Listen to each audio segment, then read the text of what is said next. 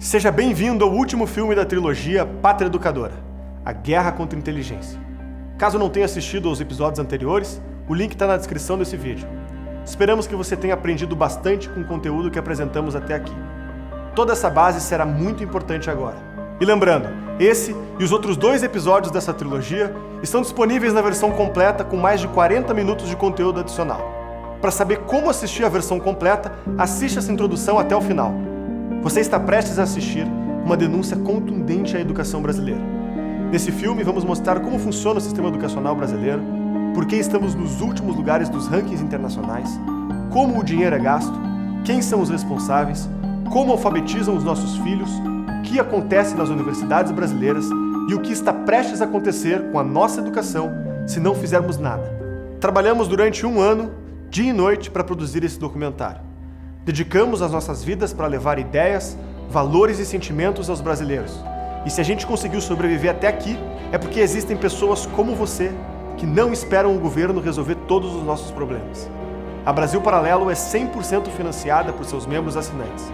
Até aqui, cada membro foi responsável pelo despertar de 1000 pessoas que assistiram gratuitamente os nossos filmes. Fizemos isso com uma estrutura enxuta e uma missão gigante. Somos uma empresa formada por uma equipe de 20 pessoas que dedicam suas vidas para que todos possam assistir às nossas séries e documentários de graça. Alguns de nós saíram da sua cidade natal para enfrentar essa missão. Outros abandonaram as suas antigas carreiras. E tudo isso para produzir os documentários que já despertaram mais de 10 milhões de brasileiros. Sem dúvida, a trilogia Pátria Educadora é um marco na nossa história. Agora, se conseguiremos produzir novas séries ou não, depende apenas da sua decisão. Toda vez que lançamos um novo filme gratuito, confiamos que milhares de pessoas irão entender a importância de assinar a Brasil Paralelo. Se isso não acontece, não temos como fazer o próximo filme. Nós decidimos abrir o jogo com você. Nós temos uma meta muito importante para ser batida. Nós precisamos de 20 mil novos assinantes ativos para financiar as próximas produções desse ano que abordarão temas urgentes para o Brasil. Nesse exato momento, você está vendo o que está acontecendo na mídia. Temos muitos assuntos que precisamos tratar de forma urgente. Mas é você quem decide se teremos ou não o próximo filme. Não quebra essa corrente. Torne-se membro patriota da Brasil Paralelo com apenas R$10 por mês. Sua assinatura não é uma doação. Ela também concede acesso à versão completa da trilogia Pátria Educadora, com 40 minutos adicionais de duração, que acompanha um guia de estudos completo com as principais teses do documentário, um mapa mental e a lista bibliográfica. Fornece acesso ao nosso grupo de membros no Facebook e no Telegram e também permite que você participe de encontros presenciais espalhados por todo o Brasil. Além disso, todo mês você receberá um conteúdo inédito na sua conta. Eu garanto, você nunca pôde fazer tanto com R$10. E se chegamos nesse preço, é para que ninguém fique de fora. Caso não goste do conteúdo que você assinou ou mude de ideia por qualquer motivo que seja, tem 7 dias para solicitar o seu reembolso, sem precisar de nenhuma justificativa. É a sua decisão que vai permitir que a gente exista e continue trabalhando pelo futuro da cultura brasileira. Precisamos provar que é possível. Antes de começar o filme, pause agora o vídeo, clique aqui embaixo no link da descrição, conheça todos os planos da Brasil Paralelo e torne-se membro com apenas R$10. Muito obrigado por sua atenção e por honrar a nossa confiança. O nosso futuro está em suas mãos. Fique agora com o último episódio da trilogia Pátria Educadora e até breve.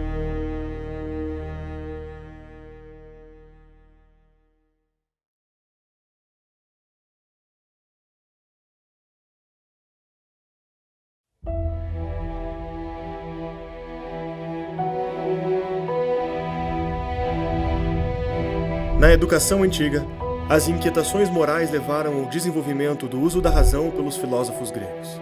Era uma educação escassa, restrita à elite, que buscava tutores para formar a personalidade de seus pupilos através do ensino das virtudes e da busca pela verdade.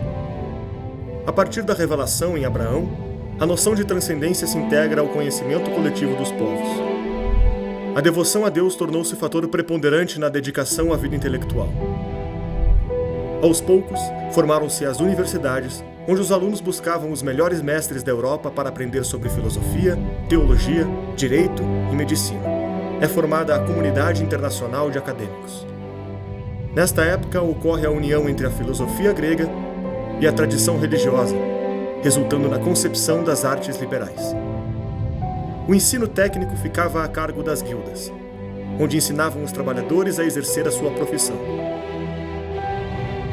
Foi esse ensino que chegou no Brasil no século XVI. Logo depois do descobrimento, junto com Padre Anchieta e Padre Antônio Vieira, quando fundaram o Pátio do Colégio, a primeira escola do Brasil.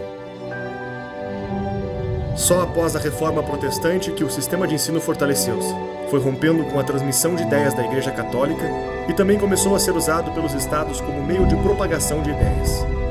É nesse período que surge a educação compulsória, onde leis obrigavam crianças a frequentar instituições de ensino criadas pelo governo, com pena de aprisionamento caso fossem descumpridas. A Revolução Científica transforma o significado das palavras educação e conhecimento. A descoberta de padrões matemáticos e de métodos científicos entusiasma muitos pensadores a desenvolver uma nova concepção de direitos humanos. O Iluminismo francês acaba por proibir escolas religiosas e a tradição passa a ser condenada como uma coisa ruim, vista como inimiga da vontade popular e do bem comum. No Brasil, o Iluminismo teve sua expressão através do ditador português Marquês de Pombal, que expulsou os jesuítas, fechando as escolas e mosteiros espalhadas pelo Brasil no fim do século XVIII. Orientado por José Bonifácio Leopoldina Habsburgo sobre os perigos do Iluminismo francês, Dom Pedro declara a independência do Brasil. A Revolução Industrial chama os trabalhadores para as fábricas modernas, fazendo surgir duas novas grandes demandas: a mão de obra qualificada e um lugar para deixar as crianças durante o expediente. A educação obrigatória torna-se massificada para atender um número cada vez maior de pessoas e transformá-las em trabalhadores. Educação transformava-se em ensino. A busca pela verdade saía de cena e dava espaço para beneficiar a produção econômica. Observando essas mudanças, educadores desenvolvem a pedagogia nova, pautada pela filosofia pragmática, que defendia não ser capaz de conhecer a verdade e, portanto, devia adequar a verdade aos seus objetivos. O professor passou a ser visto como um incentivador, responsável por aplicar métodos para desenvolver o cidadão apto para a vivência democrática e para o trabalho assalariado. O pragmatismo foi importado para o Brasil por Anísio Teixeira e os adeptos da Escola Nova, que disputavam com as correntes católicas e comunistas o controle da educação brasileira. A partir dos conceitos propagados pela filosofia de Hegel, cada vez mais surgem novas teorias sobre o papel do Estado e das relações sociais. No século XX, essas ideologias revolucionárias irão disputar o mapa do planeta Terra, enxergando o sistema educacional como mais uma ferramenta de combate político. Na Revolução Cultural Chinesa, a escola ganhou protagonismo no combate ideológico. A pedagogia crítica visava formar os alunos como agentes transformadores da sociedade. O professor seria o libertador, que removeria o hospedeiro burguês das crianças. Essa visão se amplificou para o mundo inteiro através dos protestos na França, iniciados nos eventos de maio de 68. Paulo Freire é o grande nome a disseminar o vínculo da Revolução Cultural com a pedagogia no Brasil, estabelecendo esses fundamentos na sua maior obra, A Pedagogia do Oprimido. O que vemos hoje no Brasil é a fusão entre a educação crítica revolucionária e o ensino pragmático para o trabalho. A primeira educa o homem como agente transformador da sociedade, e a segunda, formando trabalhadores para o mercado, na busca por uma vida escolar onde docentes almejam uma consciência revolucionária e alunos só querem conseguir um emprego. A educação brasileira foi condenada aos últimos lugares do mundo.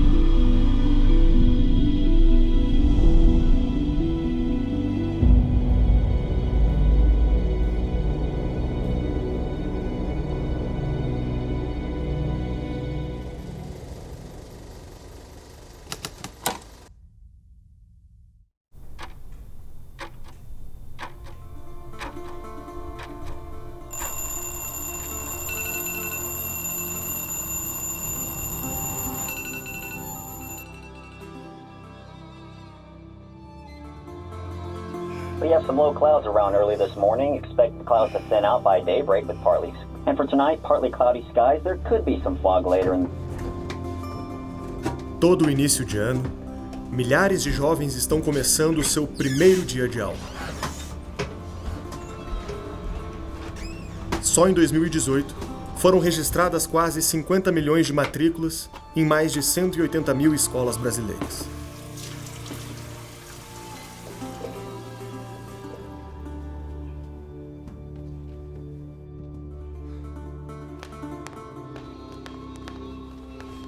Pense por um minuto. Todos que estão atravessando a escola, com a sua vida toda pela frente, um dia sairão de lá para serem atores do nosso mundo, criando, trabalhando, construindo, liderando empresas e até governos. É na escola que os jovens conhecerão seus amigos, compartilharão o seu caráter, o mundo e a vida, através de histórias, descobertas e professores. Entregamos para a escola grande parte da vida dos nossos filhos, para que quando não estivermos mais aqui, eles estejam preparados para nos substituir e nos superar.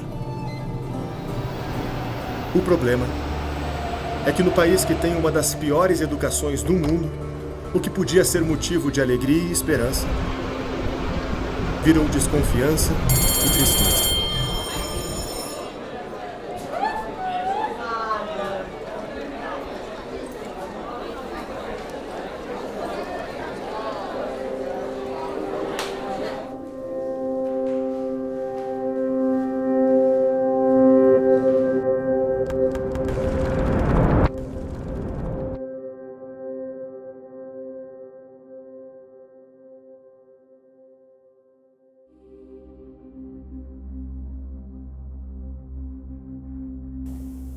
Olha, a educação brasileira é absolutamente um desastre na média.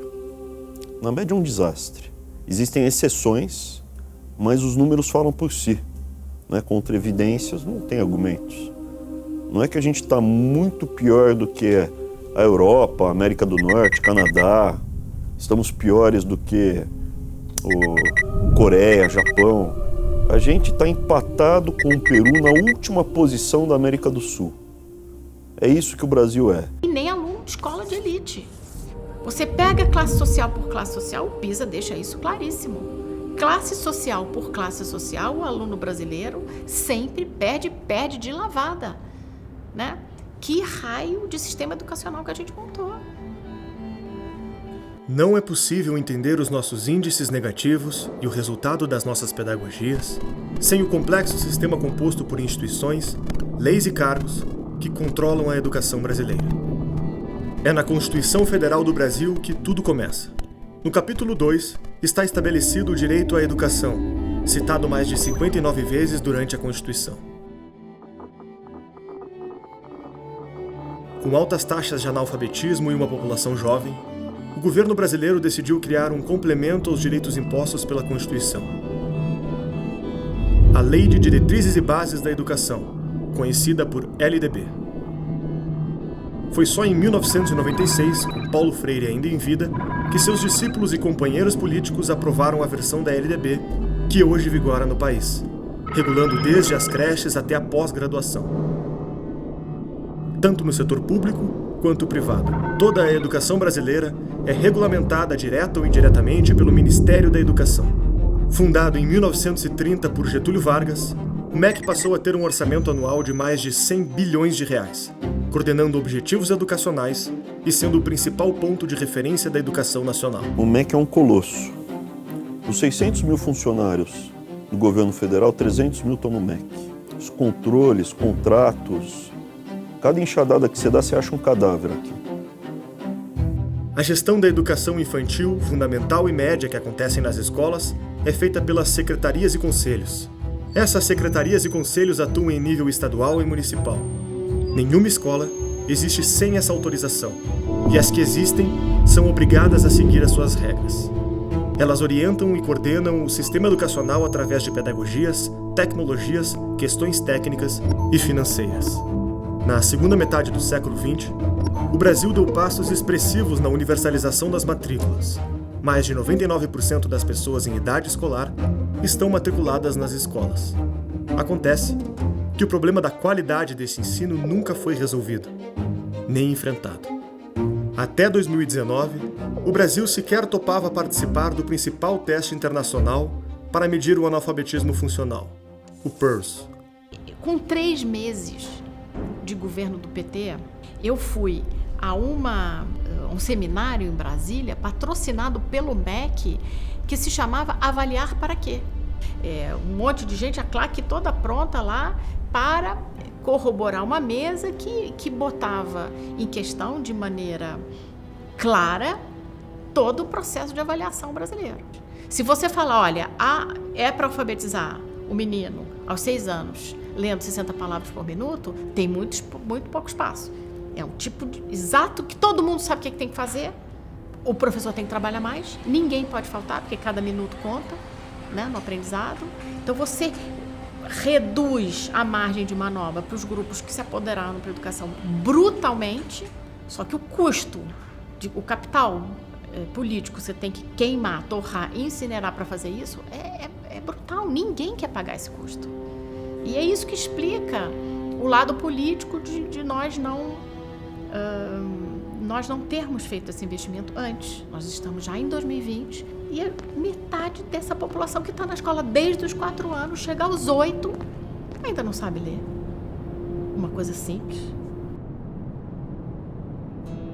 A performance educacional só é medida pelos testes internacionais quando o aluno já completou 15 anos e faz o teste do PISA. Quando chega a hora da prova, o resultado é claro. Quando eles criaram o PISA, era uma maneira de medir qual era o futuro da força de trabalho, né? Então, aos 15 anos, na maioria dos países do OCDE, terminava a educação obrigatória. Então, você, olha, vamos medir aqui, porque daí eu sei, ele pode fazer ensino médio ou não, né? Mas eu sei qual é o nível de preparo da mão de obra dos países do OCDE. Os alunos brasileiros, desde 2000, fazem o PISA e eles não evoluíram. A nota é daquelas de eletrocardiograma de morto, entendeu? A variação não é estatisticamente significativa. Quando discutimos o problema na sociedade, o argumento mais frequente é o da falta de investimento. Não sem motivo. O aluno do ensino fundamental recebe o equivalente a $3.800 por ano, 44% da média dos países da OCDE. O mesmo acontece no ensino médio. Gastamos 41% da média dos países desenvolvidos. Mas o problema não deveria ser a falta de recurso. O percentual do PIB brasileiro que sai dos cofres públicos para financiar a educação chega a ser de quase 6%, totalizando mais de 100 bilhões de reais. Esse número não está abaixo do padrão da OCDE. Pelo contrário, é 30% maior que a média. A pergunta que fica é: por que gastamos tanto na educação brasileira e tão pouco chega no ensino de base?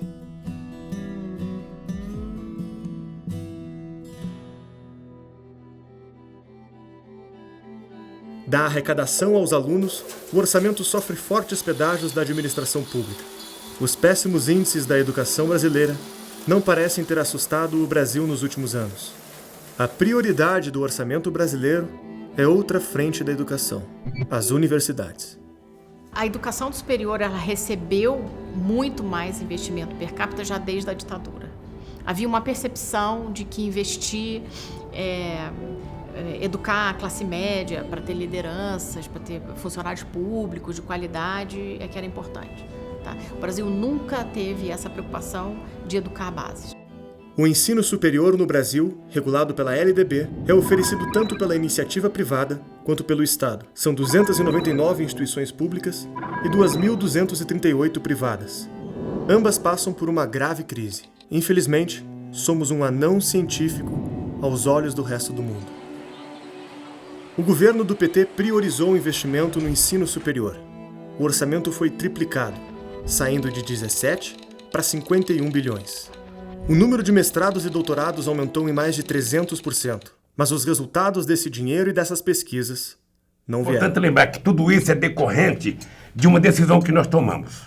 Ou seja, eu não esqueço nunca de dizer para os meus ministros: Quando se tratar de educação, eu não quero que vocês utilizem a palavra gasto. Educação é investimento. É por isso que nós triplicamos o orçamento de 33 bilhões para 104 bilhões. Junto com Lula, triplicamos os investimentos em educação. Por isso, tem de gastar dinheiro com educação. Não há milagre.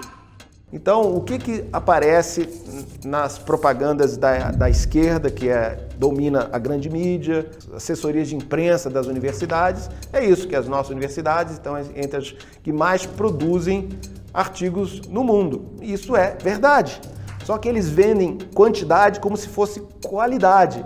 A USP está a 8ª melhor universidade do mundo. Isso é uma mentira. A USP ela não é a 8ª melhor, é a 8ª maior. Eu não tenho nada contra a USP, eu estudei na USP, fiz parte do meu doutorado na USP. Agora, a gente tem que falar a verdade. Se a gente quer curar uma doença, o doente ele tem que ser informado da sua doença. É o que acontece na universidade brasileira. Ela está doente, muito doente.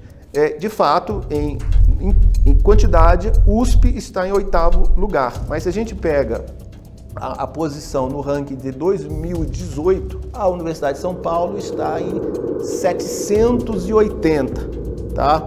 Então, se você pegar a lista das 1000 maiores universidades do mundo e for passando lá no mouse, é uma experiência que causa dor. Você não encontra em nenhuma universidade brasileira. Você chega na 710, você encontra a Universidade Federal de Santa Catarina no ranking de 2018. Em algumas áreas a gente está caindo ano a ano em relação ao primeiro lugar do mundo, né? Quer dizer, o Brasil investe muito e, apesar disso, o impacto cai. Se for uma lista de 70 países, por exemplo, a gente está em 58 em impacto, né? E muita gente me critica e fala, mas você está comparando com a Singapura. Singapura é uma potência, todo mundo sabe. A Suíça, ou a Dinamarca, né? E a América Latina? Em que lugar a gente está na América Latina? Em que posição você acha que vai estar o Brasil? De 12 países. Antepenúltimo lugar. A gente só está na frente de Cuba e da Venezuela. Venezuela por razões óbvias, né, do desastre do país, né? E Cuba tem sido sempre o último lugar da América Latina. Então, não é porque a gente está comparando o Brasil com outros países desenvolvidos que nós estamos abaixo. Todo ano eu via assim, o anuário científico da Enciclopédia Britânica e via os prêmios internacionais. Nunca tinha um brasileiro. Tinha a cara da Zâmbia, da Serra Leoa, da puta que eu pariu, você tá entendendo? Do Polo Norte, tá entendendo? Da Antártida, né? Da Pinguim da Antártida, premiado, prêmio de física. Não tinha um brasileiro, porra. É produção que não serve pra nada. Pra mostrar a mãe, ó eu. Cada trabalho universitário devia ser aqui, ó. Mãe, ó eu. É isso. Agora, se a gente olhar para dentro da área de humanas, as sub-áreas das humanas, então a gente pode ver o ranking, por exemplo, sociologia. 43 de 46 países, é lá embaixo, né? Dentre os países que publicaram pelo menos 100 trabalhos em sociologia, o Brasil tem 43 de 46. Em linguística, o Brasil está em 20º de 22 países. Em história, 37º de 42. Antropologia, 42 de 45. E aí o grande fracasso mesmo, que é educação, né? A área de pedagogia, que é 53 de 54, ou seja, penúltimo lugar do mundo. A crítica que fizeram, que é o seguinte, é porque nossa língua é o português. O português é uma língua que ninguém lê, então tá bom. Então vou comparar o Brasil com Portugal. E aí eu verifiquei que em quase todas as áreas, tá aqui, ó. Isso aqui é o rank score. Olha, Portugal tirou 7, rank score vai de 0 a 10, nota 7. Brasil, 0,2. Linguagem. Portugal tirou 4, Brasil meio. Antropologia, 7, Portugal, Brasil 0,8. Direito, 7,6, 7,5, Brasil 0,2. Educação tirou Brasil 0, o último lugar do mundo. Isso dado de 2017.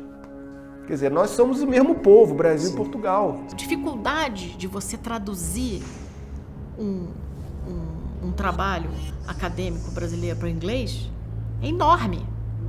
O que será que essa pessoa quis dizer aqui? É a maneira do educador brasileiro escrever, que tem um pouco, aí voltamos ao Paulo Freire, emular aquela pseudo-poesia, né? Quando você está escrevendo um texto que supostamente é para ser técnico. Analisando o impacto da produção brasileira, científica, verifiquei que países que investiam a mesma quantidade de dinheiro em pesquisa e desenvolvimento em relação ao PIB tinham produção muito maior que a nossa. E recentemente eu atualizei esses dados, né, fazendo uma análise de mais de 60 países, e a gente chegou num grupo de países, né, como por exemplo a Irlanda, novamente, a Estônia, que investe em torno de 1,2%, 1,3% do PIB em pesquisa e desenvolvimento e tem impacto muito maior que o Brasil. Agora, o que é problemático quando a gente vê países que investem muito menos, por exemplo, o Chile investe 0,35% do PIB em pesquisa e desenvolvimento. E o impacto da pesquisa chilena é substancialmente maior que o nosso. As nossas universidades federais estão entre as mais caras do mundo, em dólares. Então, evidentemente, não é questão de recurso. Se a gente pegar o PIB do Brasil, né, e extrair quanto que é 1,3% do PIB investido em ciência, tecnologia e desenvolvimento, dá em torno de 100 bilhões de reais. Quando procuramos nas plataformas de pesquisa, fica fácil encontrar exemplos de trabalhos ideologicamente enviesados, pouco lidos e pouco citados. Muitos apresentam pautas que os brasileiros jamais imaginariam que foram financiadas pelo dinheiro público. Na Universidade Federal da Bahia, uma estudante apresentou uma tese questionando se sapatos têm sexo, referindo-se às metáforas de gênero de lésbicas de baixa renda. Na mesma universidade, outro estudante teve seu mestrado financiado para produzir uma pesquisa autoetnográfica, analisando a prática de sexo oral entre homens dentro do banheiro de uma estação de trem. O valor da bolsa foi de R$20 mil do dinheiro público. Na Universidade Federal de Juiz de Fora, um dos temas aprovados pelo mestrado foi Por onde andam os gogoboys de Juiz de Fora? A produção científica brasileira internacionalmente não existe. Ela simplesmente não é mencionada. Ninguém lê esta merda. E vai ler para quê? Para perder seu tempo? O prejuízo que as universidades dão ao Brasil são muito maior do que a corrupção, né? Você pega todos os roubos de dinheiro público, a universidade é pior. A linguagem academicista e romantizada esconde o vazio e a promiscuidade do financiamento estatal. Uma vasta quantidade de trabalhos acadêmicos vão desde categorias pornográficas até a relativização da pedofilia. Enquanto o sistema público privilegia produções acadêmicas que não contribuem com as demandas sociais, áreas de vital importância ficam em segundo plano. Uma coisa que me chama atenção é a quantidade de vagas destinadas para ciências sociais. Eu não estou nem falando da infinidade das ciências humanas, mas sim das ciências sociais. Aqui na Universidade Federal do Rio Grande do Sul, da onde eu sou egresso, são 70 vagas para o curso noturno e são 45 vagas para o curso diurno. E aí tu vai perguntar, pô, Conrado, mas que bom que tem muitas vagas, eu fico muito feliz também. O problema é que é discrepante em relação a outros cursos, por exemplo, engenharias, tem 20 vagas, algumas delas, engenharia de alimentos, engenharia de energia, né? A gente questiona tanto a importância da energia hoje, tem 21 vagas. Engenharia hídrica, o Brasil, o maior recurso natural é a água, 21 vagas. Odontologia, noturno lá, 21 vagas. Até curso de fonoaudiologia, 21 vagas. Biotecnologia, 20 e poucas vagas. Biomedicina, 20 e poucas vagas. Ciências sociais, 115 vagas. Por que disso? Na minha visão, a parte mais triste disso é que entram 160 estudantes a cada ano e se formam muito pouco. Na proporção da formatura das ciências sociais, tem diversos cursos junto ali, relações internacionais, história, filosofia, ciências sociais. No ano passado se formaram 60. Não só das ciências sociais, de toda a gama das ciências humanas. Só 60. Desse universo geral que a gente conta aí, com quase 500 estudantes que entram por ano, 10% consegue chegar no final, dentro de uma seriação. O que me choca nesse ponto também é saber o porquê disso, porque é dinheiro alocado. Quem são essas pessoas egressas que saem dali? O que eles fazem?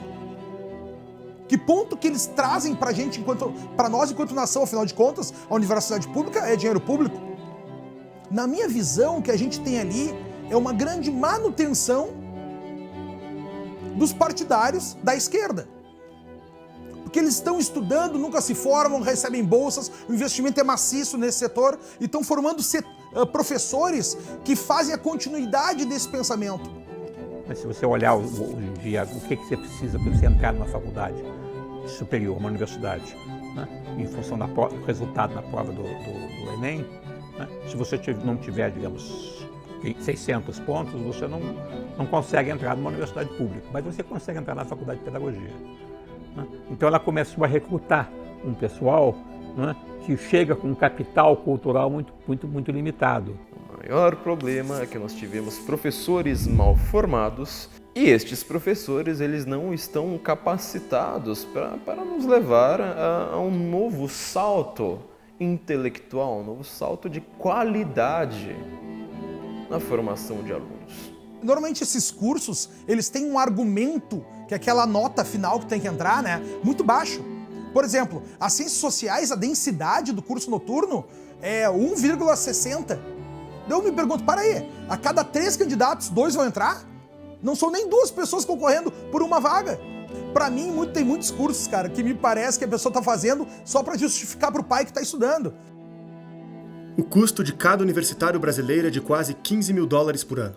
Isso significa que, mesmo estando nos últimos lugares de todos os rankings que medem a qualidade da graduação e da pesquisa científica, continuamos investindo no 16º universitário mais caro do mundo. Gastamos mais do que países com resultados expressivamente melhores, como Itália, Portugal, Espanha, Israel e muitos outros. A própria OCDE recomenda que o Brasil gaste menos com o ensino universitário. Em 2018, a instituição divulgou uma pesquisa intitulada Economic Survey Brasil. Na página 30, o relatório alertava que o país gastava um percentual do PIB maior do que a média da OCDE e não obtinha resultados, que era importante parar de incentivar investimento nas universidades e focar na educação de base, como creches, ensino fundamental e médio, que estavam desatendidas.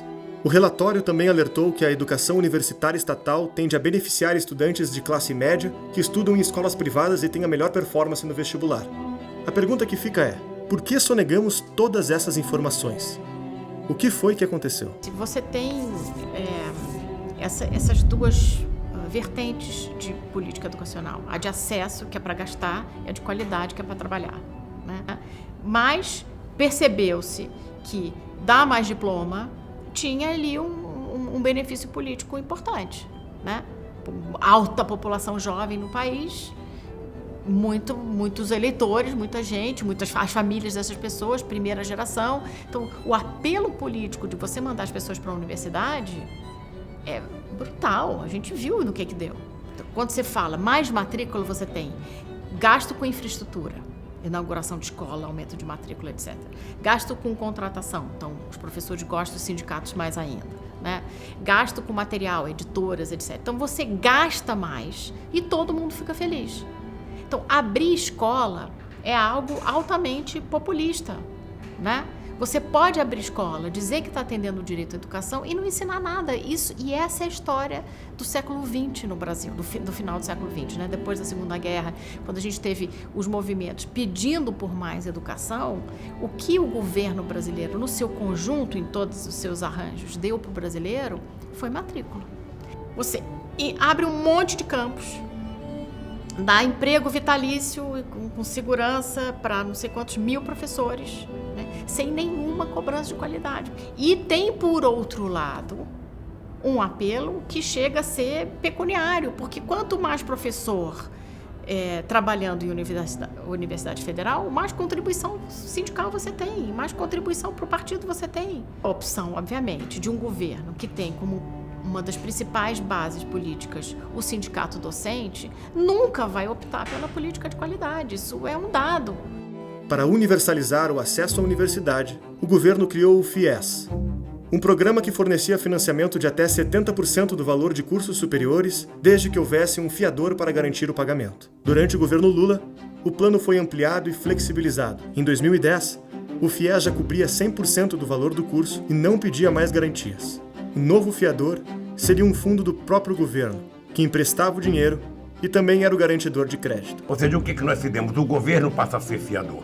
O Banco do Brasil empresta os recursos e o governo passa a ser o fiador, e por isso que o FIES passou um programa de sucesso internacional que eu acho que não tem nenhum país do mundo com o sistema de financiamento e com o sistema de garantia que o Brasil oferece hoje aos estudantes. Entre 2010 e 2013, o número de inscritos no programa aumentou 448%, e o custo do FIES saiu de 1 bilhão para quase 14 bilhões de reais. Mas o volume de matrículas na rede privada só aumentou 13%. Por quê? A pergunta deu origem ao escândalo conhecido como a farra do FIES, que constatou que as próprias faculdades estavam estimulando alunos já matriculados a fazerem um financiamento, parando de pagar a mensalidade e transferindo a dívida para o governo. Para o aluno, era financeiramente vantajoso. Para a faculdade, eliminava o risco de inadimplência. Para o governo, aumentava sua popularidade. O sistema estava montado. O PT também destinou mais de 3 bilhões de reais para o ProUni, onde não era necessário devolver o dinheiro, e 13 bilhões para o Ciências Sem Fronteiras, que financiava estudantes viajando ao redor do mundo. As grandes empresas educacionais cresceram exponencialmente durante o período. O Grupo Croton, que atingiu o cargo de maior empresa de ensino superior do mundo, saltou a sua receita líquida de 734 milhões para 5 bilhões de reais. Dos 3 milhões de estudantes que participaram do FIES, 2,8 milhões ainda estão em débito com o governo federal. Os juros cobrados também foram subestimados, pois contavam com 10% de inadimplência, quando o calote foi de mais de 50%, gerando um rombo de 77 bilhões de reais, segundo o relatório do próprio Ministério da Fazenda. A dívida depois que essas pessoas ficaram, né, a frustração de continuar sendo balconista, apesar de ter um diploma de direito, etc e tal, a gente está vendo agora o que também, né? O custo está vindo agora e a resposta também está vindo agora, né? E o FIES, a partir de um certo momento, virou uma máquina de transferência de dinheiro público para o privado, né? Quantos grupos financeiros fizeram a festa no Brasil, né? Com essa criação? Com um mercado que abriu de repente com a maquininha garantindo o pagamento. Como essa conta é paga?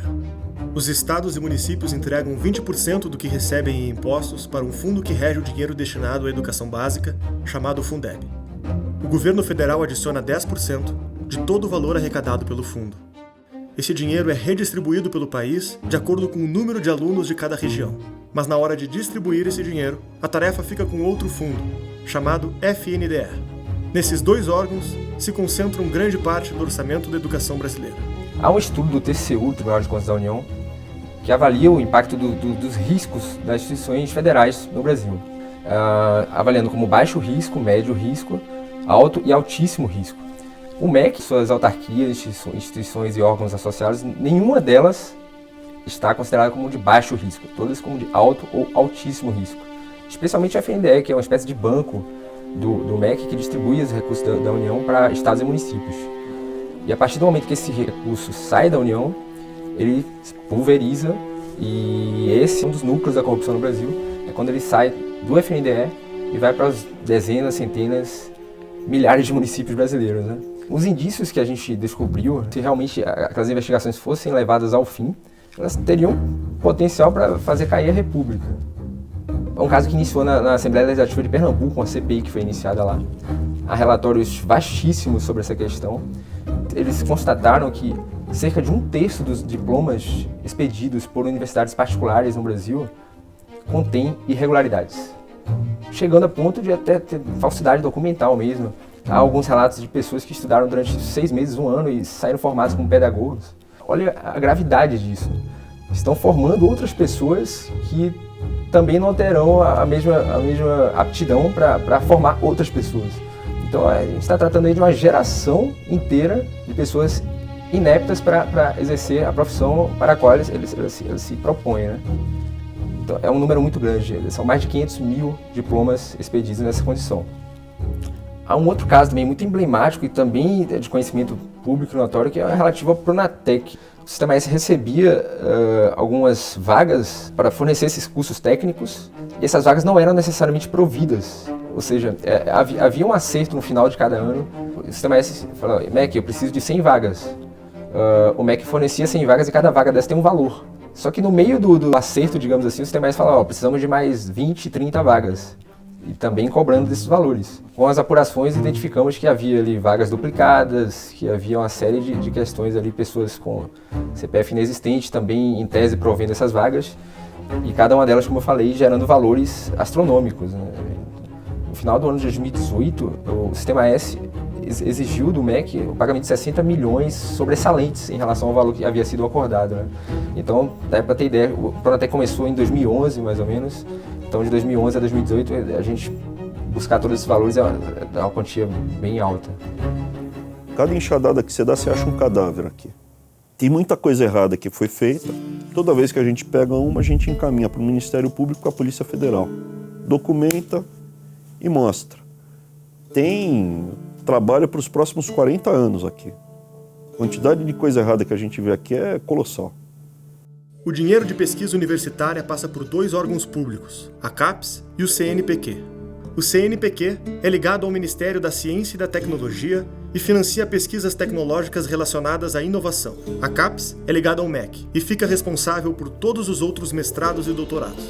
Ela autoriza o fornecimento de cursos de pós-graduação por parte das instituições, avalia a nota desses cursos, estabelece o valor destinado a mestrados e doutorados e descredencia aqueles que não atendem os seus critérios. O órgão distribui as bolsas de pesquisa às instituições de ensino superior de acordo com as notas atribuídas pela própria CAPES. As universidades repassam as bolsas aos alunos por meio do processo seletivo.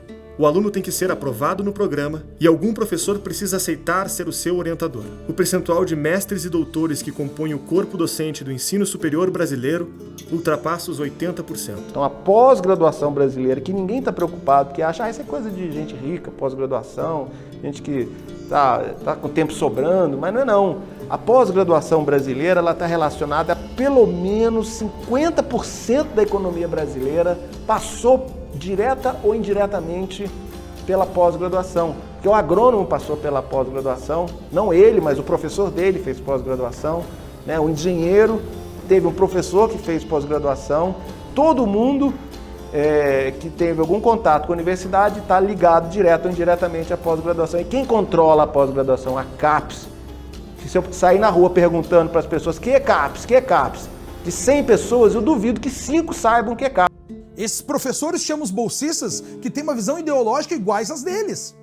Então, quando eles passam por um processo constante, acadêmico, de passar novas etapas, uma pós-graduação, mestrado e doutorado, só vai retroalimentando essa mesma cadeia de informação. Pessoas que têm essa mesma narrativa, essa mesma visão de mundo. E aí eles se tornam professores daqueles mesmos alunos que estão chegando lá embaixo. Tudo aquilo que um político quer que você pense, você vai acabar pensando. Tudo aquilo que um político enxerga como algo que a massa precise seguir, obedecer, a massa vai seguir e obedecer, porque ela troca a sua autoridade ultrapassada, reacionária, como por exemplo a sua família, a sua religião, assim por diante, e entrega de mão beijada a um professor. Não vai nem conseguir ser um arquiteto ou qualquer coisa do tipo, não vai conseguir ter uma profissão que eram consideradas profissões liberais, que você aprendia em oficinas, porque você vai ter uma documentação nacionalizada, uma burocracia centralizada, regulando esta profissão. Então tudo se torna político, toda a sua ideia de verdade se torna política, toda a produção intelectual ela é regida por burocratas e políticos. O sujeito sendo aprovado no mestrado e doutorado, ele entra no corpo docente. É a porta de ingresso para a geração seguinte. Então quem domina, vamos dizer, a aprovação de mestres e doutores hoje, domina o corpo docente dos próximos 30 anos e, portanto, o estado cultural inteiro do país. Não é isso? Então, eu desafio me mostrar teses universitárias anticomunistas, né, aprovadas em qualquer universidade brasileira nos últimos 50 ou 60 anos. E digo categoricamente, não existem. Então isso foi totalmente excluído. Isso o anticomunismo é proibido. Portanto, você anticomunista, você já está excluído, né, dos bem-pensantes. Tem aqui os bem-pensantes que representam a alta cultura, o normal, o pensamento normal, equilibrado, né? E o que está falando, ideológico. O que a gente fala hoje como uma grande autoridade intelectual é a produção do diploma, é a era dos diplomados, dos universitários. Quer dizer, você pode ter a melhor ideia do mundo. Se o seu professor discorda da sua ideia, a sua ideia não existe. Ela não merece ser sequer citada. Tudo que existe de fato é o que a universidade diz que existe. Todo o resto está excluído. Veja, é a famosa cena do Policarpo Quaresma, né? E tem duas velhinhas passando na rua, elas passam na frente da casa do Major Quaresma, eles vêm pela janela e vê um montão de livro, né? Elas perguntam assim, mas para que tanto livro se ele não é nem bacharel? Isso é o resumo do Brasil. O conhecimento não interessa, mas o título interessa, a honraria interessa, as homenagens interessam, a verba pública interessa. Você tem ali uma dominância de certos tipos de textos que acabam acarretando um certo tipo de visão do mundo, muito restrito. E a gente ainda tem a contribuição espetacular do Paulo Freire, que diz claramente que a sala de aula é um lugar para você exercer os seus pleitos políticos, né? A sala de aula é para libertar as pessoas, sim, mas é libertar através do conhecimento. Essa, pelo menos, é a minha visão. O conhecimento liberta, né? E não a panfletagem. Então, tudo isso forma um caldo que é escondido, digamos assim, por uma ideologia ou escondido por uma narrativa, mas que tem algo acidental, que é você ganhar um diploma sem trabalhar muito, e algo intencional, que é, bom, vamos utilizar esse monte de gente aqui para fazer avançar uma certa visão de mundo. Quando houve aquele surto de invasões de escolas no Brasil, centenas de escolas foram ocupadas por adolescentes que subitamente resolveram entrar para dentro do colégio, passar um ferrolho na porta e dizer, aqui é propriedade nossa, a escola é nossa. Quando algum fotógrafo conseguia bater uma foto lá de dentro, normalmente tinha alguém mais idoso sentado conversando com os alunos. Sempre tinha um professor lá dentro fazendo a cabeça, organizando sua militância. O que é isso? Foi o que aconteceu comigo.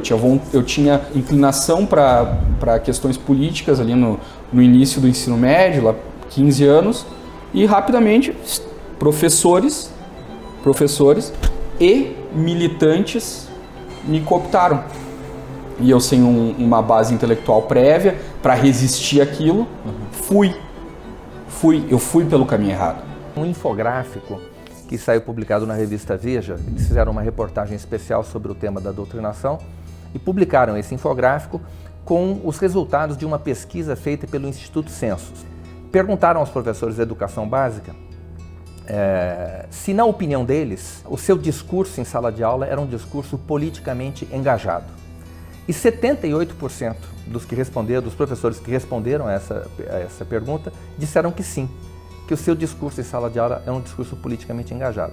Aí perguntaram aos estudantes, apresentaram algumas figuras históricas aos estudantes e perguntaram a eles em que contexto positivo, negativo ou neutro aqueles personagens eram apresentados em sala de aula, né? Os personagens, o primeiro que chamava a atenção, na época, 2007, era Che Guevara. E os alunos, 84% dos alunos, se eu não me engano, disse que Che Guevara aparecia em contextos favoráveis, né? Com uma visão favorável. E a gente sabe que isso é real, né? Quem passou pela escola, né, sabe muito bem que o garoto propaganda do comunismo era objeto de uma apresentação extremamente favorável, né? Não são todos os professores, mas uma boa parte deles se comporta dessa maneira. A Secretaria de Educação tem a responsabilidade de coordenar e avaliar o conteúdo dos livros que são oferecidos pelo governo para todas as escolas públicas do Brasil. O Programa Nacional do Livro Didático, conhecido como PNLD. Então o que acontece? Quer dizer, nessas últimas décadas, o maior comprador de livros, né, do mercado editorial, né, quem foi? Foi o governo. Quer dizer, o governo, então, com as compras fenomenais que ele faz todos os anos para distribuir os livros paradidáticos nas escolas, quer dizer, ele se tornou a principal fonte de renda para muitas editoras. Agora, tudo tem um preço, né? Quer dizer, para o livro ser escolhido pelo governo, as editoras sugerem de maneira muito persuasiva aos escritores que eles escrevam dentro daquela pauta que é estabelecida pelo MEC. Claro que o MEC oferece uma pauta. Ele diz assim, olha, o livro para ser comprado precisa seguir este critério, e são critérios ideológicos. Nem sempre os professores têm aquele cuidado de fazer uma seleção lendo realmente a obra, né? O que, na verdade, para onde ele vai? Ele vai lá para a metodologia, então vamos selecionar uma coleção que traga sobre construtivismo.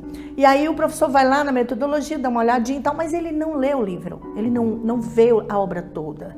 E aí ele seleciona e ele vem impregnado de ideologias, não só ideologia de gênero, ideologia política, tem demais, né? A escola adotou aquele livro paradidático, as crianças estão lendo e de repente uma mãe se dá conta de que na obra existe a descrição de um estupro. É um garoto, a história de um garoto, né? Onde o nome é O Cobrador, o texto, né? É um garoto de baixa renda, né? E que ele se sente agredido pela classe média e alta. Então ele sai para cobrar a dívida social, né, contra a vida dele. Então ele sai e ele entra num condomínio, e no condomínio ele consegue entrar, subir até um determinado andar, e a moça diarista abre a porta, né? Ele entra, não faz nada com a diarista, porque se trata de alguém que é da classe dele, e ele diz que vai cobrar isso da dona da casa. Então ele estupra a dona da casa, e o livro traz toda a descrição, inclusive dele ejaculando na cara dela. Isso é terrível. Você imagine o que é um pai abrir um livro infanto-juvenil para crianças de 12 anos, de 10 anos, com essa descrição. E isso, eu estou dizendo, aconteceu de verdade, foi adotado pela escola e os pais descobriram e fizeram tirar da lista do livro, de livros das crianças. Então, o programa do livro didático, ele vem mesmo, nesses últimos anos, ele se transformou numa armadilha, numa grande armadilha. A gente vai gradualmente trocar todos os livros pelos mais graves e dentro do que os contratos. Os contratos para os livros didáticos, eles foram feitos para vários anos. Eles já vêm lá na capa, 18, 19, 20, 21. Essa foi uma herança do PT, os livros didáticos já estão na escola.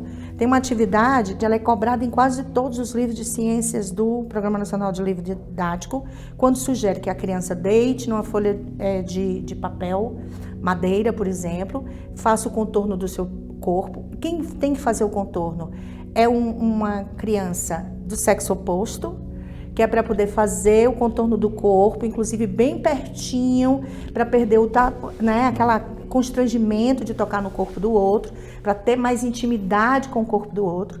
E depois que, nessa atividade, depois que a criança faz esse desenho, ela é estimulada pelo professor, na atividade, a colorir e a fazer colagens nas partes íntimas. E a criança tem que escrever os apelidos das partes íntimas. Em outras palavras, alfabetizar a criança a partir do nome das partes íntimas. Então a criança começa a se sexualizar. São várias as obras que são indicadas no encarte do professor dos livros do Programa Nacional de Livro Didático, onde, por exemplo, existem livros que sugerem que a criança pegue um espelhinho e olhe as suas partes íntimas e descubra quais as partes que lhe dão mais prazer. Então é uma coisa assim que a gente é explícito, não há o que esconder. Quer dizer, a minha grande desconfiança com relação a professores que se põem a falar de sexualidade com as crianças é, afinal de contas, por que eles gostam de fazer isso? Sim, é claro que você deve ensinar que as pessoas são iguais perante a lei, é claro que você deve ensinar aparelhos reprodutivos, é claro que você tem que ensinar riscos de doença. Agora, toda essa discussão enorme sobre identidades sexuais, eu sempre me pergunto, afinal de contas, por que alguém resolve ficar falando disso com criança? Encontraremos dinâmicas como, por exemplo, a chamada massinha, que é aplicada para crianças e que tem como grande objetivo uma dinâmica escolar em que os alunos, com massas de modelar, eles irão formar os órgãos reprodutores de homens e mulheres. Este grupo e precisamente este trabalho, o Sexo Aprende na Escola, ele é dedicado a Paulo Freire. E ele foi orientado por Paulo Freire. Infelizmente, histórias como essas não são exceção nos livros didáticos brasileiros. Um dos casos mais emblemáticos é o da coleção Nova História Crítica, escrita por Mário Schmidt. Distribuída aos alunos das escolas públicas e aderidos por muitas escolas privadas durante quase uma década. Da 5ª à 8ª série, a obra com explícita propaganda ideológica foi utilizada como principal livro didático. Logo na página 14 da 5ª série, o livro compara senhores de escravos com a atuação da polícia. A provocação retorna várias vezes ao longo do livro, afirmando que os manifestantes de esquerda são reprimidos e que os policiais aplicam a regra do olho por olho e dente por dente. O caso não é isolado. Textos elogiando o MST, conteúdos enaltecendo o Mao Tse-tung, tabelas em defesa do socialismo e constante propaganda revolucionária duram até as últimas páginas da 8ª série. Ao final de cada capítulo, é apresentado o quadro Reflexões Críticas, propondo que os professores façam debate sobre esses temas na sala de aula. Você não tem nem a história tradicional espelhada, você só tem a visão crítica, ela já vem deturpada e sempre vista sob um viés revolucionário e de esquerda. Em 2008, a coleção foi reprovada pelo MEC e retirada de circulação. Não apenas por conta do seu conteúdo, mas também por uma nova lei que passou a obrigar os autores de livros didáticos a terem curso superior completo. E Mário não conseguiu provar que era formado em História. Schmidt nunca deu entrevistas e poucas são as informações encontradas sobre ele na internet. Não há nem mesmo fotos ou redes sociais. Até 2016, uma das poucas informações possíveis de encontrar ao pesquisar seu nome era uma filiação ao PT disponível no site FiliaWeb. Tendo somente o governo brasileiro como comprador, o autor vendeu cerca de 10 milhões de cópias no Brasil. Eu tenho 35 anos de sala de aula. Passei da educação infantil até a pós-graduação, em todos os níveis. E a gente perceber a infância sendo ameaçada da forma como ela tem sido nas últimas décadas, principalmente durante esses governos do Partido dos Trabalhadores, né, deixa com que qualquer professor, né, que realmente deseje que a educação tenha qualidade, fique estarrecido. Mães que chegaram para mim com os olhos marejados dizendo: eu perdi minha filha. Aí, como assim, né? Eu perdi minha filha para o partido, para esses movimentos que estão acontecendo aí.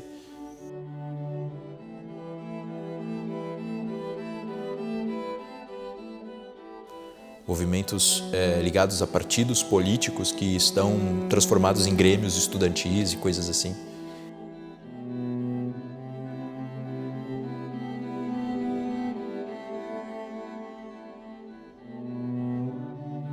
No âmbito universitário, existe uma perseguição ideológica feroz. Ao contrário de ser esse ambiente plural, democrático, que a esquerda diz, apregoa, isso não é verdade. E como a universidade nos últimos anos vem se afastando dos anseios da sociedade, muitos professores relatam casos de perseguições ideológicas. Quem ousa ser conservador, ou pelo menos não de esquerda, ele está fadado a ser massacrado no ambiente universitário, um assassinato de reputações, uma guerra declarada contra aqueles professores que ousam pensar de forma diferente. Esse assédio ele passa por algumas estruturas. Ele começa primeiro através do silêncio, através de um bom dia que você não recebe, mas depois esse assédio se dá de formas mais ativas. Eles fazem assédio moral, ameaçam, alijam do processo universitário. Por exemplo, se um professor quer uma bolsa né, ou quer uma verba para pesquisa, eles boicotam, eles não deixam que esse pesquisador consiga tal verba. Ele é cortado, a verba é cortada, as horas aulas são cortadas para aquele professor. Aí tem gente que perdeu praticamente 80% do seu salário porque passou a dar menos horas aula. Jogam os alunos contra os professores, fazem representações administrativas ou jurídicas contra esses professores, perseguições jurídicas, perseguições no âmbito administrativo, até mesmo coação física, em alguns casos coação física mesmo. De não deixar o professor sair da sala, dizer que ele só saía dali num corredor polonês ou que ele ia apanhar quando saísse, fazendo exigências, né? Com a conivência da reitoria, em alguns casos. Em 2010, 37 reitores de universidades federais lançaram um manifesto chamado Educação, o Brasil no Rumo Certo. Todos eles assinavam que o período do governo Lula ficaria registrado na história como aquele em que mais se investiu em educação pública e complementavam que o Brasil encontrou o rumo nos últimos anos, graças aos programas implementados pelo governo Lula, com a participação decisiva e direta de seus ministros, destacando o nome do ministro Fernando Haddad. Em 2018, durante as eleições presidenciais, 20 reitores e ex-diretores de universidades federais voltaram a publicar um manifesto apoiando o candidato Fernando Haddad para a presidência, citando programas como o FIES e o suposto avanço da ciência brasileira. Os rankings utilizados no manifesto para divulgar o aumento do resultado levavam em conta a quantidade de pesquisas publicadas pelas universidades, mas ignorava sua qualidade e seu impacto. Hoje a Universidade Brasileira, ela é um local plural, é um local onde todas as vozes podem se pronunciar e serem ouvidas, ou é um local que se tornou um palanque para um determinado partido político se pronunciar e reproduzir suas ideias. É importante nós nos lembrarmos de que a primeira vítima da doutrinação é o professor. Ele é que vai passar este legado para os seus alunos. E esse professor, muitas vezes, conscientemente ou não, está trabalhando para um determinado partido político, para uma determinada corrente política. O conceito que o PT tem de educação está ligado com Paulo Freire. Não era à toa que ele estava afiliado ao partido, não era à toa que ele foi secretário de Educação em São Paulo. Não era à toa. Realmente o partido pensa assim. Isso que acontece nas universidades federais, essas cenas terríveis que vemos do estado em que estão as universidades federais, o que acontece, o que eles mostram, o que fazem, o que são os centros acadêmicos, né? A intolerância em relação a toda forma de divergência em sala de aula, que não é outra coisa senão reflexo daquilo que acontece na sala dos professores. E aí vem os relatos que se recolhem cada vez que se aborda esse assunto, corroborando uma realidade que é triste. É realmente a pátria educadora, deste tipo de educação, com este tipo de resultado, para produzir esse país que vemos.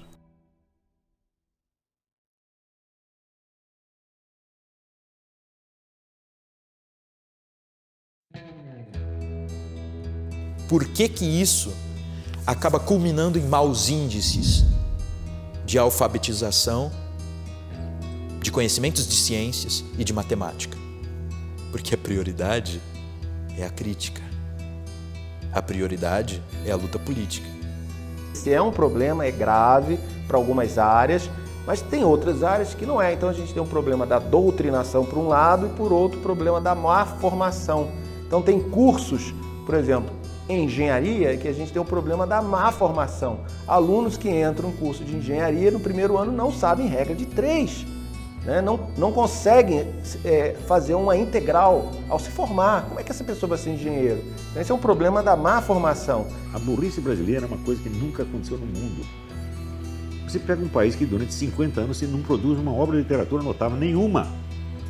Né? Isso nunca aconteceu. Não aconteceu na Zâmbia, não aconteceu na Serra Leoa, não aconteceu na Alemanha nazista, não aconteceu na União Soviética, não aconteceu em lugar nenhum. Só no Brasil, porra. E este é o problema brasileiro. O problema do Brasil não é comunismo, esquerdismo, é esta degradação intelectual, espiritual, humana horrível. Em 2014, o Brasil parecia ter uma oportunidade de melhorar nossos índices educacionais. Ao menos, assim anunciava. E a partir deste ano de 2020, os alunos dos 26 estados e do Distrito Federal vão estudar pela Base Nacional Comum Curricular. É um documento que é referência obrigatória para a elaboração dos currículos escolares. Essa base curricular quer pensar a formação do estudante de maneira ampla, como aluno, cidadão e também futuro trabalhador.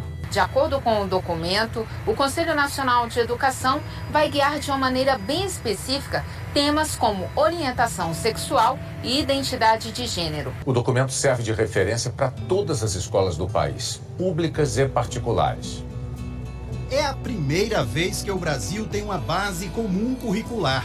A base também terá impacto na formação de professores, na compra de livros didáticos e na elaboração de exames em larga escala. Isso tudo é a base para a construção de um currículo mais afinado de norte a sul do Brasil.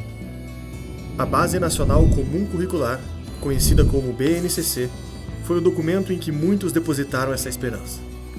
Era a primeira vez que o Brasil teria um currículo obrigatório para todas as escolas.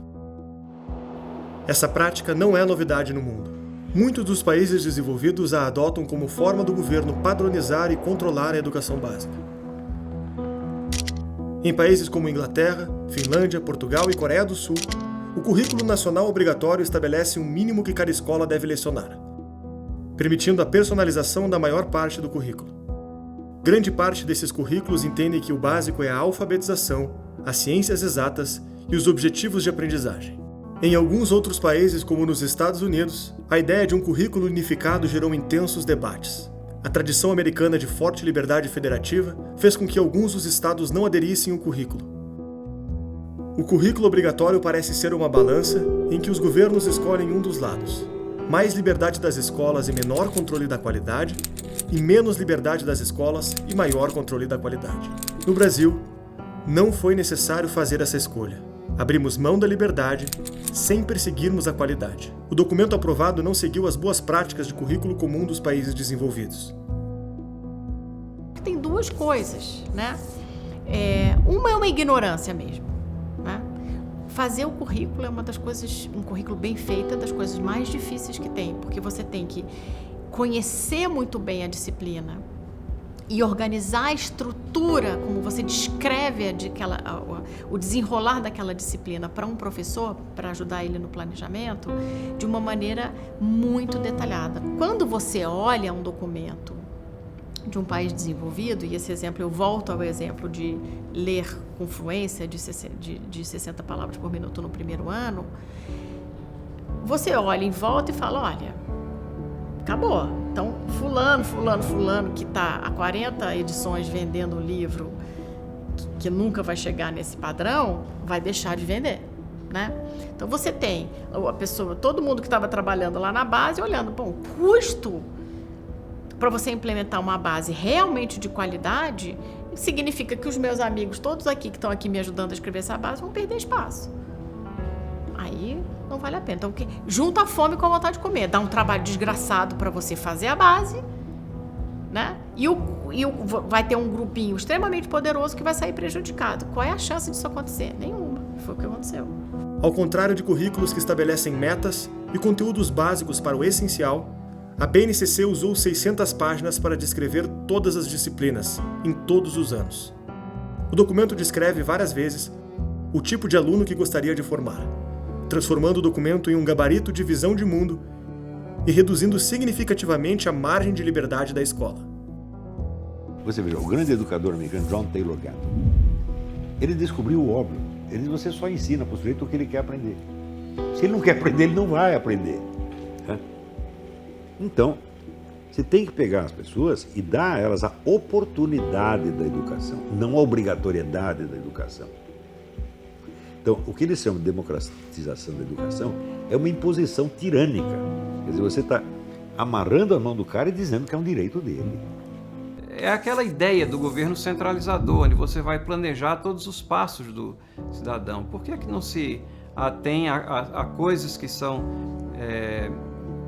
mínimas, mas essenciais?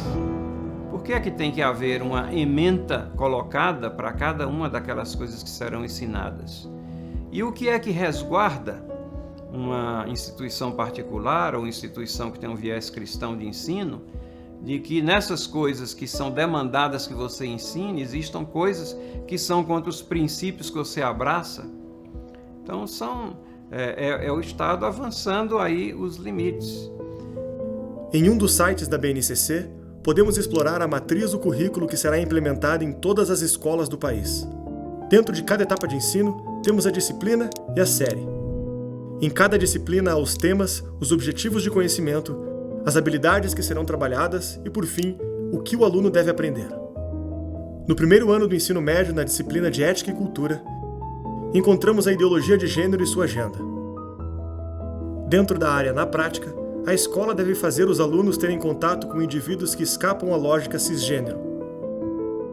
Ainda nessa disciplina, o aluno entrará em contato com novas formas de parentalidade contemporânea. Outra questão trabalhada na disciplina de Ética e Cultura do primeiro ano do ensino médio é o conhecimento e funcionamento do tráfico de drogas. Na disciplina de Geografia, temos a xenofobia, o racismo e o fascismo agrupados no mesmo objeto de conhecimento. Assim como nos livros pedagógicos de Mário Schmidt, a atuação da polícia militar e o genocídio negro aparecem lado a lado. Em Sociologia, encontramos descritos como principais movimentos sociais do Brasil a organização Movimento Sem Terra e a Movimento dos Trabalhadores Sem Teto. Dentro do mesmo assunto, observamos algo inusitado. 2 tópicos falando sobre o papel dos movimentos sociais no processo de impeachment de Fernando Collor e Dilma Rousseff. O que está diferente entre os dois? A palavra impeachment, para o caso de Dilma, está entre aspas. O que os autores do currículo querem dizer com isso? Encontramos no documento conteúdos como os padrões de beleza em corpos gordos, padrões de gênero e heteronormatividade nas sociedades burguesas. Afinal, qual o objetivo desse currículo comum que será obrigatório para todas as escolas? Então, isso é a centralização, né, de uma visão de federação nossa que é totalmente desfigurada. Resultado, nós temos Base Nacional Curricular Comum, Lei de Diretrizes e Bases da Educação, Exame Nacional do Ensino Médio, Enem. Tudo no Brasil é único, é unificado, é centralizado, é federal, são leis próprias para aquele setor, mas com efeito e impacto nacional. Eu não sei se em Cuba tem um negócio assim. O Estado educando meu filho, não quero mais isso. Não quero doutrinas de Estado ou orientações de Estado, não quero... quero ele livre, quero ele um pensador livre. E o Estado falha tremendamente nessa entrega. Não é do interesse do Estado um pensador livre. O meu maior medo como pai não é que a minha filha aprenda que Che Guevara foi bom. Se ela aprender isso, ela vai chegar em casa, vai conversar comigo, eu vou dizer para ela que é mentira, eu vou mostrar para ela que é mentira. Eu não estou preocupado com isso. Agora eu estou preocupado que ela não tenha uma consciência individual, que ela não tenha um eu desenvolvido ao ponto de ouvir aquilo e duvidar, e vir falar comigo, e ir atrás, ou ir atrás por si só, ir atrás por ela mesma. O papel da escola é ensinar a ler, a escrever. Você ensina a escrever, ensina a fazer conta, ensina química, ensina física. Quando você vê uma criança de 2, 3, 4 anos fazendo algazarra na rua, se atirando no chão, você fala que criança mal educada. Quem educa é a família. Nos conteúdos que temos em comum com o currículo de países desenvolvidos, também não seguimos as boas práticas. Usamos metas pouco claras, não temos objetivos quantificáveis e os prazos são mal definidos para as metas educacionais. Tudo isso afastou o currículo brasileiro de casos bem-sucedidos como Finlândia, Coreia do Sul, Inglaterra e Portugal, países que usam com sucesso o currículo comum para progredir nos índices internacionais, descrevendo suas metas e seguindo o modelo que abandonamos. E aí você lê os documentos de Portugal e encontra lá os indicadores de fluência para cada ano. Tá? As crianças têm de ler uma quantidade específica de palavras isoladas por minuto, pseudo-palavras e textos. A má formação criou um problema cíclico. Os novos pedagogos não estão aptos para educarem os novos alunos. E os novos alunos não estão sendo habilitados para serem bons pedagogos. Nossos alunos não conseguem ler, compreender e muito menos interpretar um texto de 10 linhas. Na educação, tudo começa pelo ensino da leitura e da escrita. Então, como podemos discutir seriamente o que as crianças estão aprendendo se no Brasil cerca de 55% dos alunos do terceiro ano do ensino fundamental não têm conhecimento suficiente em leitura?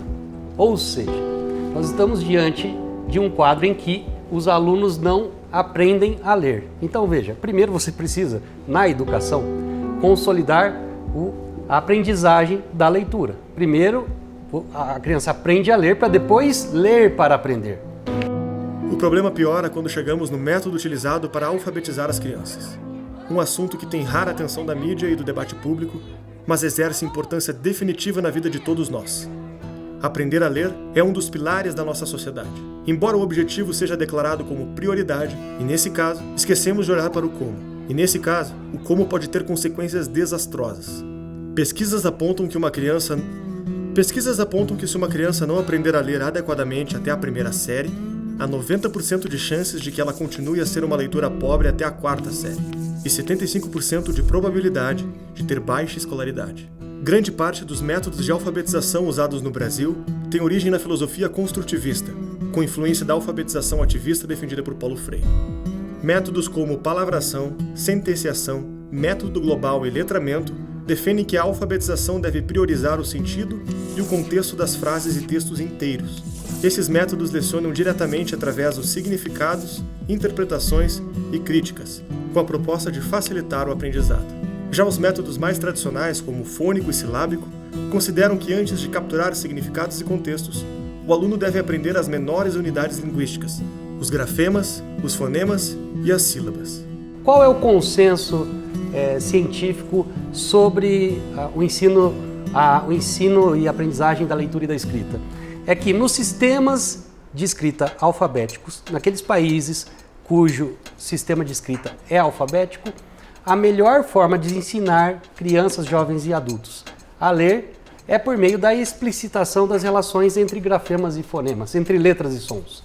Porque isso é uma exigência do próprio sistema alfabético de escrita. O alvo do sistema alfabético são os fonemas. O nosso português é uma língua fonética, ela se pronuncia como se escreve, praticamente, poucas exceções.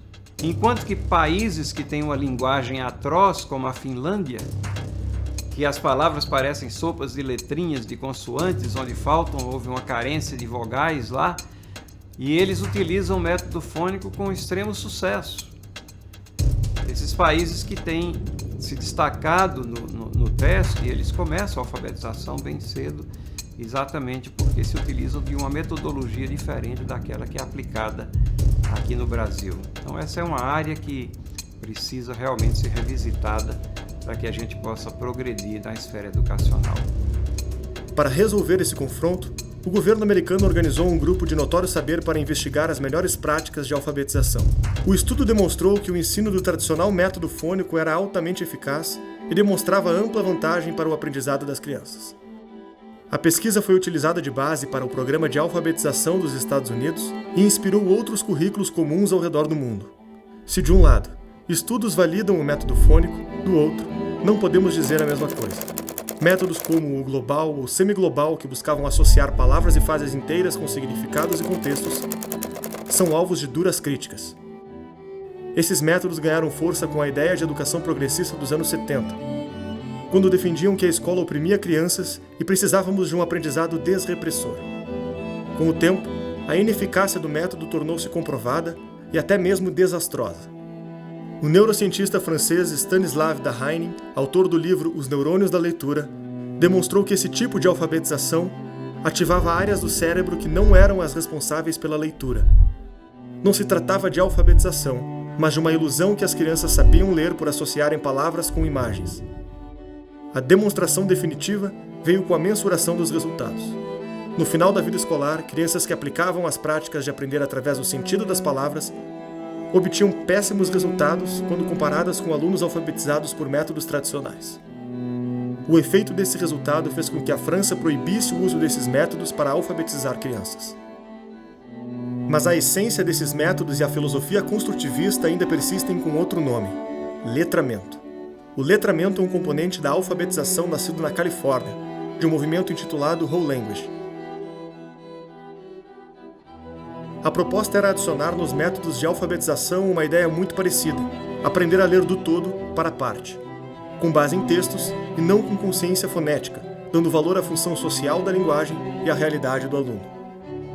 Esse movimento virou lei pelo estado da Califórnia, que aplicou a metodologia em todas as escolas, levando a um desastre educacional. O estado que estava nos primeiros lugares dos Estados Unidos em leitura, em pouco tempo passou para os últimos lugares. O mesmo aconteceu em Israel, fazendo as universidades fecharem os centros de letramento. Se na Califórnia e em Israel o fracasso foi prontamente identificado e corrigido, no Brasil, décadas de estragos educacionais causados pelo construtivismo parecem não ter sido bastante para afastá-lo do nosso sistema educacional. Quando o Brasil começou a desenhar a Base Nacional Comum Curricular, dispensou não só grande parte dos estudos vigentes e seus cases, também dispensou o quórum de notório saber. A BNCC foi discutida entre pressões políticas, sindicatos, fundações e populismo. O resultado foi deixarmos o componente fônico em segundo plano, e a prioridade ficou para o letramento, termo que aparece 51 vezes na BNCC e foi importado dos experimentos ideológicos fracassados por Magda Soares, que admite defendê-lo em conjunto com a visão de Paulo Freire.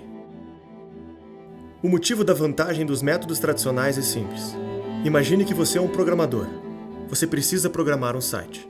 Se você tiver uma imagem clara na sua cabeça sobre como deve ser esse site, basta escrever na linguagem da programação e você irá chegar no site imaginado. Para que o site saia exatamente como pensou, precisa dominar os componentes da linguagem para manuseá-los e conseguir chegar no resultado imaginado.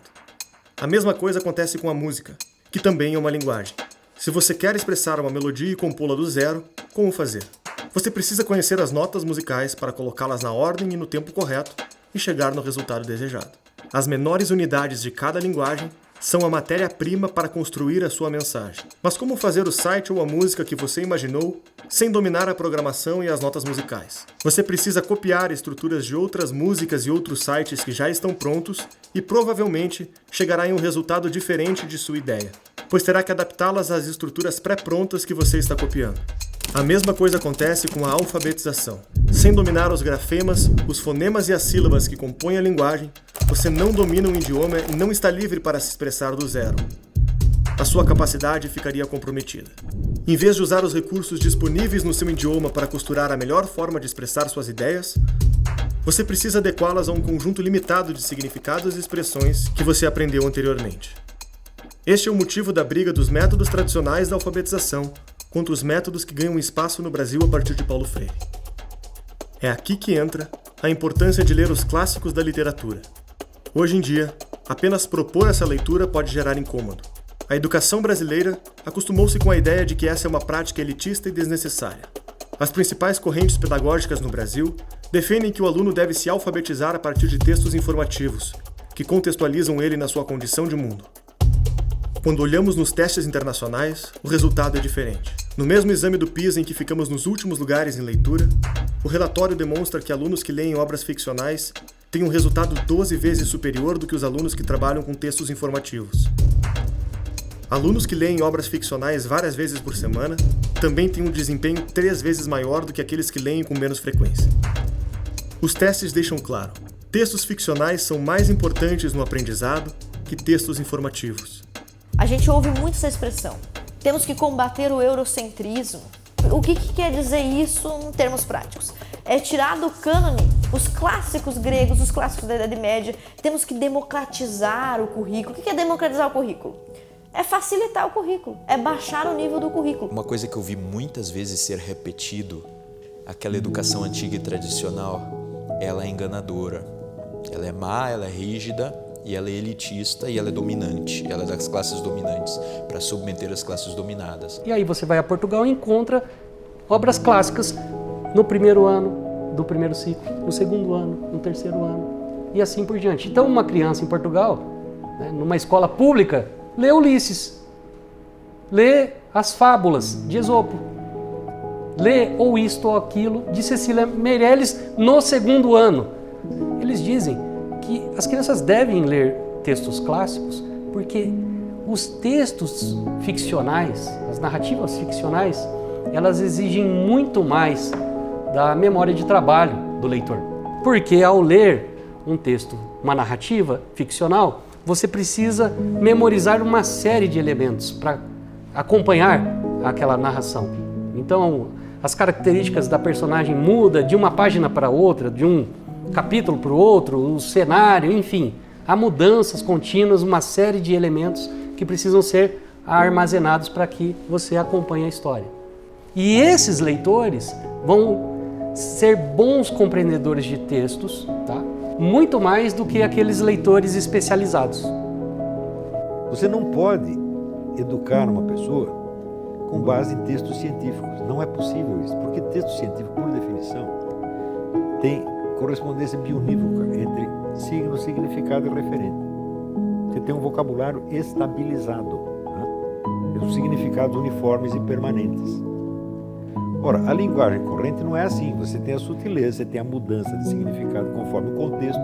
E é nesse tipo de leitura que você tem que treinar. Se você aprendeu a ler lendo um livro científico, você vai ser analfabeto funcional para sempre. Você tá entendendo? A ciência, claro, a ciência é difícil de aprender, mas a linguagem científica ela é mais simples do que a linguagem corrente. Está entendendo? Porque é sempre correspondência bionívoca, é a linguagem uniforme, né?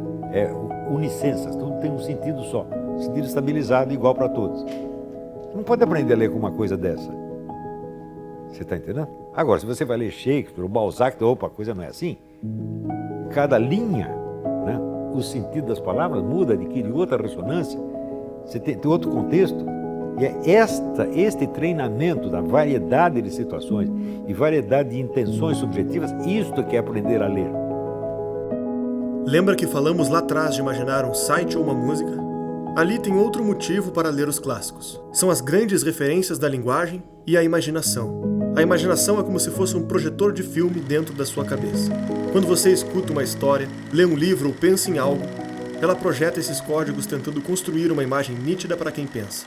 Quanto mais nítida for a imagem, mais aprimorada é a competência de imaginar. Livros que apresentam o uso do idioma de forma sofisticada não só fazem uma musculação cerebral desse projetor, como estimulam a memória, as diferentes aplicações de expressões e palavras, apresentam as nuances do idioma, sofisticam a interpretação e ensinam o aluno a utilizá-lo da melhor forma. Os grandes clássicos são os grandes cases de cada idioma. É lá que a linguagem encontrou a menor distância entre a escrita e a experiência. Eles elevam a nossa imaginação, tornando-nos capazes de aprimorar nossos sonhos, nossas virtudes e nossas competências. Quanto mais eu sei, mais eu sou. Adoro dizer isso. Mas é uma variação do Wittgenstein, que já dizia que os limites da minha linguagem são os limites da minha existência. São os limites do meu mundo. O que é essa linguagem? É a capacidade de aprendizado. É o que eu sei e o que eu faço com o que eu sei. Essa é a beleza do conhecimento. Isso nos faz especial, isso nos faz ir adiante, isso nos faz perseguir a resolução dos problemas. Inteligência para a medicina é capacidade de resolver problemas. E aí eu tenho que chegar diante dos problemas e dizer, quem vai resolver isso? Sou eu.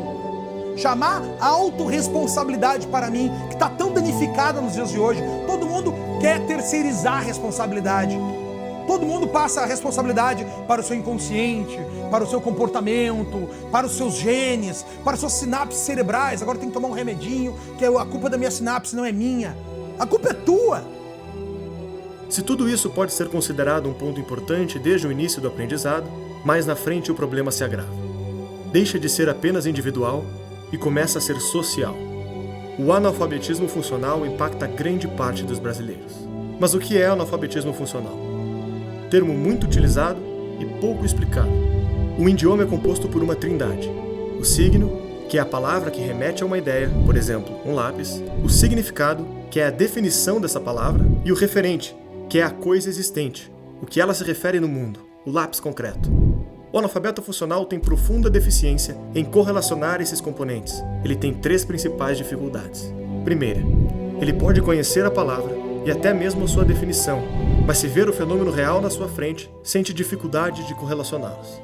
Por exemplo, Uma pessoa que conheça a palavra inveja, mas quando alvo de inveja ou invejando alguém, não é capaz de correlacionar as coisas, ou talvez aplique mal as palavras, chamando de inveja fenômenos diferentes, que não correspondem com o seu significado, como medo, raiva e admiração.